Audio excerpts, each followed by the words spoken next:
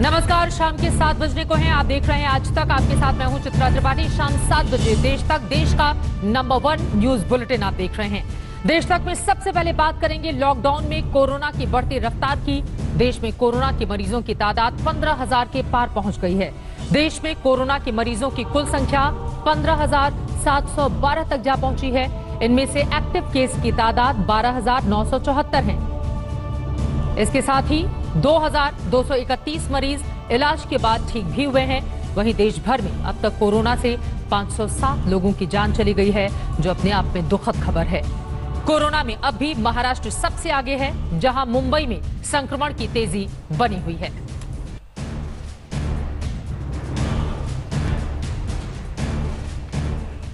तो महाराष्ट्र सरकार के लिए चिंता का सबब इन सब के बीच कल से कुछ ढील देने की बात भी निकलकर सामने आई है महाराष्ट्र और राजस्थान की सरकार के बीच। लेकिन देश और दुनिया की 5 बड़ी खबरें कोरोना से जुड़ी हुई आखिर वो कौन सी हैं, जिसके बारे में आपके लिए जानना बेहद जरूरी है।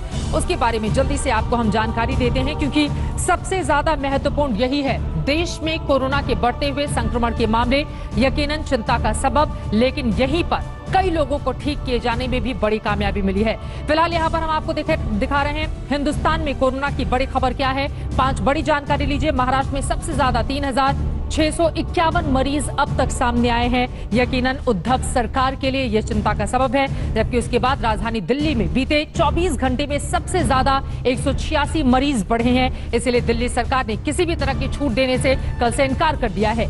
दिल्ली में कोरोना हॉटस्पॉट बढ़कर 77 हो गए हैं, जिसके बारे में बड़ी जानकारी निकलकर सामने आई है।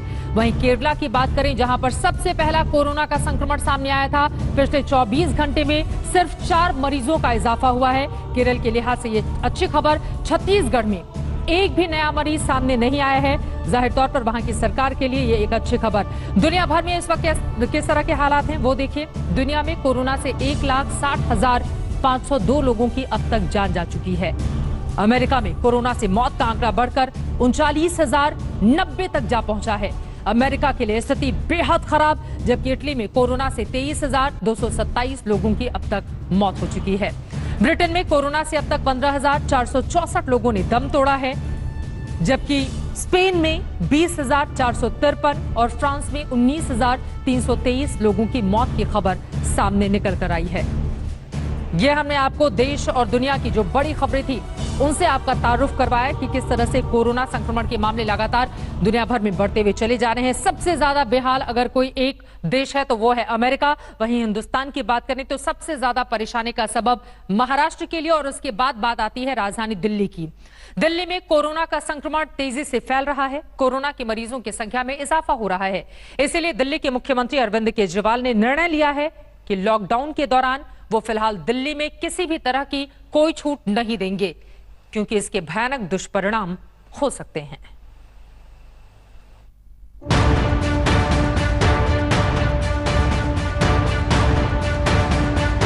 इटली में, स्पेन में, अमेरिका में यही देखने को मिल रहा है कि आईसीयू कम पड़ गए, वेंटिलेटर कम पड़ गए, अस्पताल की व्यवस्थाएं कम पड़ गई। सड़कों के ऊपर, अस्पताल के बाहर लोग पड़े हुए हैं जिनको इलाज नहीं मिल पा रहा। अगर लॉकडाउन नहीं होता तो स्थिति ऐसी हो सकती थी।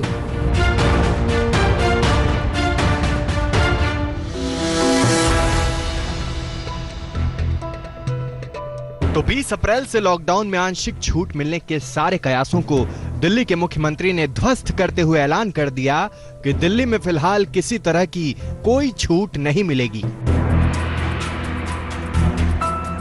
क्योंकि दिल्ली पर कोरोना का संकट बेकाबू भले न हो, मगर चिंताजनक जरूर है। दिल्ली में कोरोना मरीजों की संख्या 1,890 के पार हो गई है। दिल्ली में 24 घंटे में 180 से ज्यादा केस सामने आए हैं। दिल्ली में 42 लोगों की अब तक मौत हो चुकी है।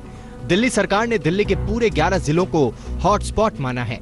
11 जिले में 77 जगहों को हॉटस्पॉट मानकर सील कर दिया गया है। दिल्ली के हालात लगातार बिगड़ रहे हैं। सरकार अपने स्तर पर कोशिशें भी कर रही हैं, मगर खतरनाक बात यह है कि दिल्ली में जो 186 नए मरीज मिले हैं, पूरे के पूरे 186 मरीजों में एक भी मरीज में कोरोना का कोई लक्षण नहीं था। किसी को बुखार नहीं है, किसी को खांसी नहीं है, किसी को सांस की शिकायत नहीं थी। उनको पता ही नहीं था कि उनको कोरोना है। उनको पता ही नहीं था कि वो कोरोना लेके घूम रहे हैं इधर उधर। ये और भी खतरनाक बात है। अब चुनौती यह है कि जब कोरोना का लक्षण ही नहीं दिख रहा तो फिर मरीज की पहचान कैसे की जाएगी। बहरहाल दिल्ली में जगह जगह सैनिटाइजेशन हो रहा है, मगर इस लॉकडाउन में दिल्ली पुलिस ने इतिहास रच दिया है। जब से दिल्ली पुलिस का निर्माण हुआ है तब से अब तक दिल्ली पुलिस अपने सबसे बड़े ऑपरेशन को अंजाम दे रही है। कोरोना को लेकर हर मोर्चे पर दिल्ली पुलिस लगातार जंग लड़ रही है। 1948 में जब से दिल्ली पुलिस का गठन हुआ है तब से अभी तक इंसानियत को लेकर दिल्ली पुलिस ने अपना सबसे बड़ा ऑपरेशन चलाया है। अभी तक 50 लाख से ज्यादा गरीबों और जरूरतमंद लोगों तक दिल्ली पुलिस ने फूड पैकेट पहुंचाए हैं। हालात बिगड़े हुए हैं। जाहिर सी बात है कि कोरोना के संक्रमण को अगर हराना है तो घर से बाहर नहीं जाना है। दिल्ली से पुनीत शर्मा और अनुज मिश्रा के साथ आज तक ब्यूरो।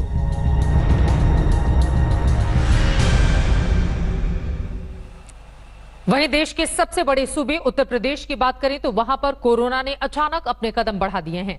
मरीजों की तादाद 950 के पार जा चुकी है। नोएडा से कानपुर, आगरा, लखनऊ तक राज्य का हर बड़ा शहर कोरोना की इस वक्त चपेट में है। इन शहरों में नए हॉटस्पॉट चिन्हित कर उन्हें सील कर दिया गया है।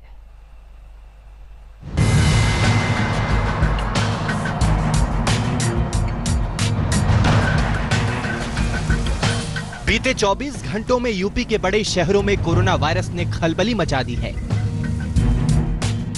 यूपी में वायरस से खलबली। बीते 24 घंटे में कोरोना का कोहराम। नोएडा, लखनऊ, आगरा, कानपुर में कोरोना ने पकड़ी रफ्तार। सूबे के सबसे बड़े कोरोना एपिसेंटर नोएडा में मरीजों का आंकड़ा 3 अंकों के करीब पहुंच गया है।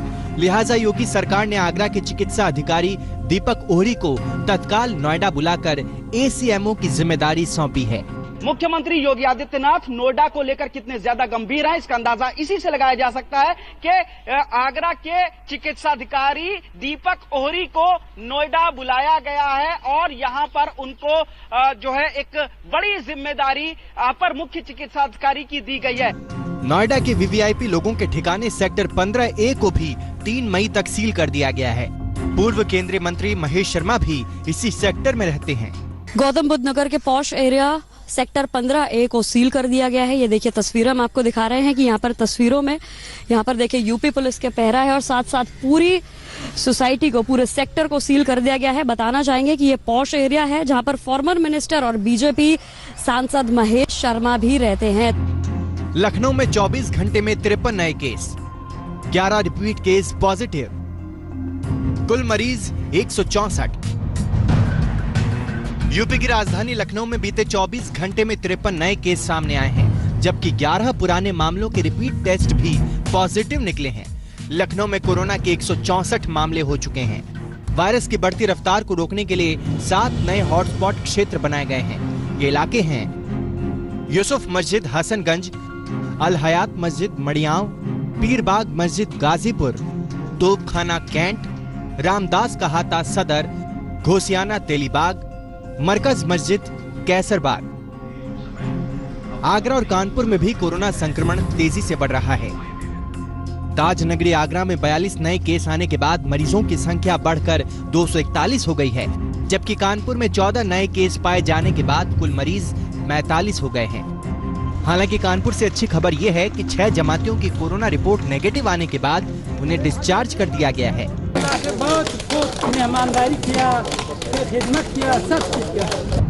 वहीं फिरोजाबाद में 65 साल के मौलाना इश्तियाक खान की कोरोना से मौत हो गई। सूबे में जहां लॉकडाउन के चलते हजारों लोग मुसीबत झेल रहे हैं, वहीं दुकानदार मुनाफाखोरी में लगे हैं।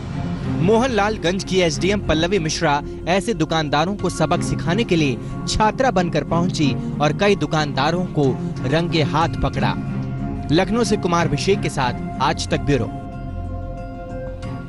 उत्तर प्रदेश के बाद अब आपको लेकर चलते हैं मध्य प्रदेश, जहां पर कोरोना का भीषण कहर बरपा हुआ है। राज्य में कोरोना संक्रमितों की संख्या 1400 के पार हो गई है। अकेले इंदौर में ही 50 से ज्यादा मरीजों की मौत हो गई है।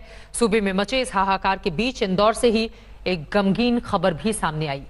यहां पर एक जूनियर इंस्पेक्टर की कोरोना संक्रमण से मौत हो गई।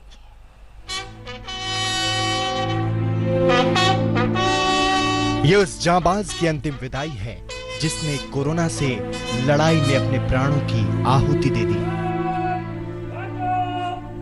इस जांबाज की मौत पर पूरा इंदौर गमज़दा है। बीती रात जूनियर टीआई देवेंद्र चंद्रवंशी ने दम तोड़ दिया। देवेंद्र 31 मार्च को कोरोना पॉजिटिव पाए गए थे। उनका इलाज अरविंदो अस्पताल में चल रहा था। इस दरमियान उनकी 2 रिपोर्ट तो नेगेटिव भी आ गई थी। अस्पताल से आज ही उनकी छुट्टी भी होनी थी। चंद्रवंशी को उम्मीद थी कि वे फिर अपनी मातृभूमि से महामारी के खात्मे की मुहिम से जुड़ जाएंगे, लेकिन एक झटके में सब कुछ खत्म हो गया। अचानक उन्हें दिल का दौरा पड़ा और सांसें थम गईं। कल तक 48 डेथ थी और आज ये हमारे जो टीआई महोदय की मृत्यु हुई, इनको मिला लिया जाए तो व्हीलचेयर से डेथ होती है। एक अन्य डेथ अभी कागजात की हमें जानकारी लेना है। कोरोना महामारी की चपेट में यूं तो पूरा मध्य प्रदेश है। मध्य प्रदेश में कोरोना मरीजों की संख्या 1400 से ज्यादा है। मध्य प्रदेश में कोरोना से मरने वालों की संख्या 72 पहुंच गई है। अकेले इंदौर में कोरोना से अब तक 50 से ज्यादा की मौत हो गई है। यही वजह है कि मध्य प्रदेश के अलग अलग शहरों में कोरोना को लेकर लड़ाई जारी है। जगह जगह लॉकडाउन का पालन करने की सीख दी जा रही है। भोपाल की सड़कों पर पुलिस वालों का जमावड़ा दिखता है। भोपाल की जेल रोड पे इस वक्त हम मौजूद है और यहाँ पे ये जो पुलिस पिकेट है ये दिखा रही है कि किस तरीके से इस तपती दोपहरी में भी पुलिस के जवान जो हैं एक्सटेंडेड लॉकडाउन में भी उसी मुस्तैदी के साथ अपनी ड्यूटी को अंजाम दे रहे हैं। लगातार जो गाड़ियां पहुंच रही हैं उनसे उनके पास आई कार्ड जो है वाहन चालकों के वो मांगे जा रहे हैं। सूबा कोरोना की चपेट में है, हालात लगातार बिगड़ रही हैं। ऐसे में बेहद जरूरी है कि लॉकडाउन का सख्ती से पालन हो। लोग घरों में रहेंगे तभी सुरक्षित रहेंगे। इंदौर से धर्मेंद्र शर्मा के साथ रवीश पाल सिंह, भोपाल, आज तक। 3 मई तक संपूर्ण लॉकडाउन है जिसका सख्ती से पालन बेहद जरूरी है। देश में कोरोना बढ़ रहा है, तमाम शहरों में हालात बिगड़ते जा रहे हैं, लेकिन कुछ लोग ऐसे भी हैं कि लॉकडाउन और सीलिंग की जमकर धज्जियां उड़ाने से बाज नहीं आते। वो खुद की जान तो आफत में डाल ही रहे हैं, दूसरों के लिए भी मुसीबत बन रहे हैं। पुलिस अब ऐसे लोगों पर सख्ती कर रही है। देखिए।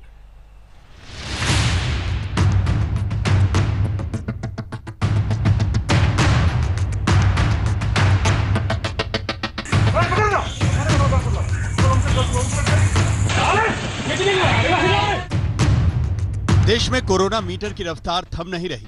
पुलिस और स्वास्थ्य कर्मी कोरोना पर काबू पाने के लिए दिन रात लगे हुए हैं, लेकिन लोग न सीलिंग को समझ रहे हैं न लॉकडाउन का पालन कर रहे हैं। इससे वायरस के फैलने का खतरा बढ़ता जा रहा है। ऐसे लोग कोरोना योद्धाओं की मेहनत पर पानी फेर रहे हैं। जो कोई भी अगर बदमाशी करेंगे उनको सीधा कर दिया जाएगा। दिल्ली के सभी 11 के 11 जिले कोरोना हॉटस्पॉट घोषित कर दिए गए हैं। कोरोना के मामले 1890 के पार पहुंच चुके हैं। लेकिन मजाल देखिए इन लड़कों का। लॉकडाउन में एक स्कूटी पर सवार होकर 4 लड़के मौज मस्ती करने निकल पड़े हैं, लेकिन बीच रास्ते में कोरोना योद्धाओं की फौज मिल गई। फिर क्या था, खाकी ने सड़क पर इन्हें मेढक की तरह कलाबाजी कराई।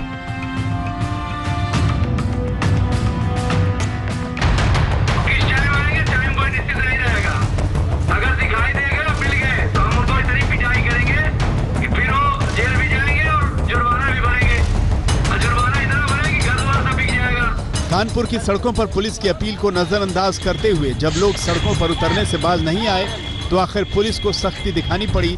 लॉकडाउन की धज्जियां उड़ाने वालों को पुलिस ने जमकर डंडों से उड़ाया। कानपुर में कोरोना के 14 नए मामले सामने आने के बाद मरीजों की संख्या तेजी से बढ़ते हुए 45 तक जा पहुंची है। लेकिन लोग हैं कि सरकार की तमाम गाइडलाइंस को जेब में रखकर पार्कों में घूम रहे हैं, सड़कों पर मटर गश्ती कर रहे हैं। अब ऐसे बेफिक्रों को पुलिस ने कड़ा सबक देने का इरादा बना लिया है।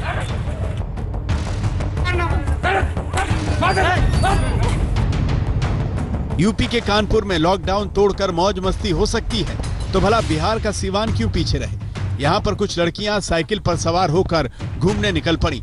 रास्ते में पाला महिला पुलिस से पड़ गया। फिर क्या था, महिला पुलिस ने इन्हें उठक बैठक कराई और घर वापस भेजा। झारखंड के जामताड़ा में भी पुलिस ने सड़क पर घूमती भीड़ की जमकर खबर ली। दिल्ली से अमरदीप और कानपुर से रंजय सिंह के साथ आज तक ब्यूरो।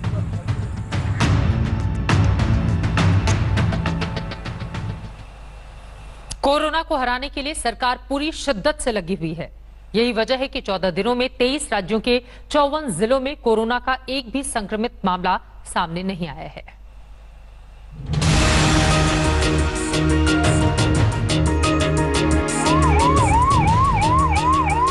पूरी दुनिया कोरोना की मार से बेजार है। इसमें कोई शक नहीं है कि हिंदुस्तान में भी कोरोना ने कहर बरपा दिया है। कोरोना से बीमार होने वालों का आंकड़ा 16,000 के पार पहुंच गया है और मरने वालों की संख्या 500 के पार। मगर राहत की बात यह है कि कोरोना के संक्रमण को रोकने की कवायद पूरी मुस्तैदी से हो रही है।